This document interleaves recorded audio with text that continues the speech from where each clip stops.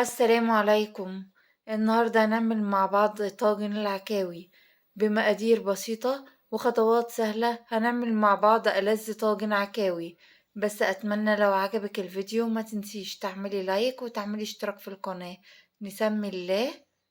أنا معايا العكاوي بتاعتي، وده حوالي كيلو ونص من العكاوي، وده شكلها بسكينة كده، وهبدأ إن أنا أقطعها لقطع زي ما انتوا شايفين كده معايا.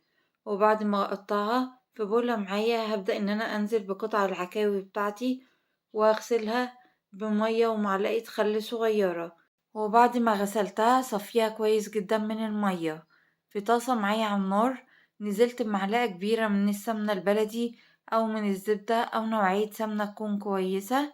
هسيبهم يسخنوا كويس جدا، وبعد كده هنزل بقطع العكاوي بتاعتي قطعة قطعة علشان ما بردش الطاسة، والعكاوي بتاعتي تنزل العصارة الموجودة جواها، والعكاوي تنشف كده من جوا.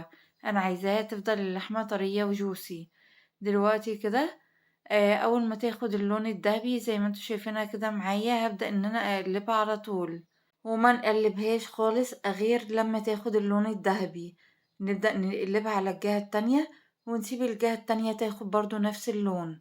أول ما تاخد نفس اللون الذهبي هبدأ دلوقتي إن أنا أنزل بالخطوة اللي بعد كده.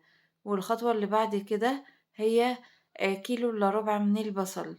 طبعا أنا معايا كيلو ونص من العكاوي، نزلت عليه بكيلو إلا ربع من البصل.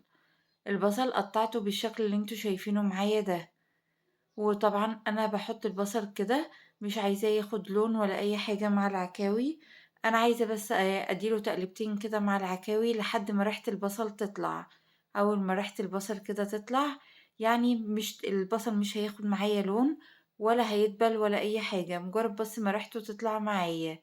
هابدأ إن بالخطوة اللي بعد كده، هاحاول كده إن أنا أقلّب العكاوي مع البصل. وبعد ما اديتها تقليبتين كده العكاوي مع البصل، هانزل بالخطوة اللي بعد كده وهي 2 كوباية من المية السخنة. هانزل بيهم كده على العكاوي.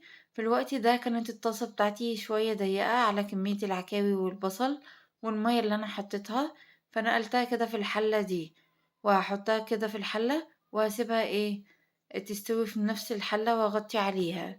طبعا احنا ممكن نحط مية كتير على العكاوي، بس لو حطينا مية شوية بشوية ده بيطعم طعم العكاوي معايا بزيادة، وبتاخد كده من طعم البصل، وبتبقى جميلة جدا. دلوقتي أنا هغطيها وهسيبها حوالي تلت ساعة على نار متوسطة.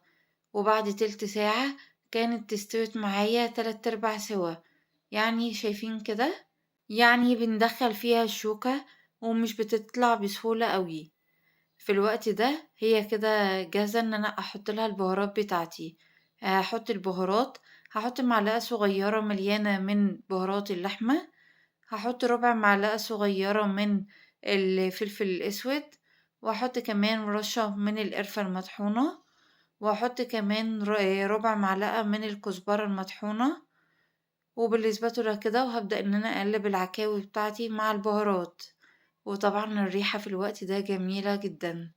في الوقت ده أنا هاحط الملح، لأن العكاوي بتاعتي استوت 3/4 سوا، وطبعًا الملح حسب الرغبة. أنا حطيت معلقة صغيرة مليانة من الملح بالسباتولا، وبدأت إن أنا أقلبها كويس جدًا. وفي الوقت ده العكاوي بتاعتي هتبقى جاهزة كده إن هي تتحط في الطاجن. ده شكل الطاجن اللي أنا هاحط فيه، وأبدأ إن أنا أحط قطع العكاوي، وأحط برضه كمية من الصوص عليها علشان تكمل تسوية. حطيت كده قطع العكاوي بالشكل اللي انتوا شايفينه ده. وطبعا ممكن تعملوها في طواجن أصغر من دي أو أكبر زي ما تحبي. في الوقت ده أنا فاضت معايا كده قطعة حطيتها في طاجن صغير، قطعة مع شوية من الصوص، حطيتهم كده في طاجن صغير. وده شكل العكاوي قبل ما تخش الفرن. هدخلها الفرن على درجة حرارة 200 لمدة 10 دقايق. هولع عليها من تحت بس، هشغل الفرن من تحت بس. وده هيبقى شكلها بعد ما تقعد في الفرن 10 دقايق. هتبقى استوت سوا كامل. هنعرف ازاي؟ ممكن نختبرها بالشوكة. واخدت لون جميل كده من فوق من غير ما اشغل الشواية، يعني من تحت بس، واخدت اللون الجميل ده. أتمنى إن انتي تجربيها بنفس الطريقة، ودي تتاكل جنب شوية رز أبيض أو رز بالشعرية، هتبقى جميلة جدا. أتمنى إن انتي تجربيها بنفس الطريقة، وياريت لو عجبك الفيديو ما تنسيش تعملي لايك وتعملي اشتراك في القناة وتسيبيلي رأيك في التعليقات. وفي نهاية الفيديو أستودعكم الله الذي لا تضيع ودائعه. السلام عليكم ورحمة الله وبركاته.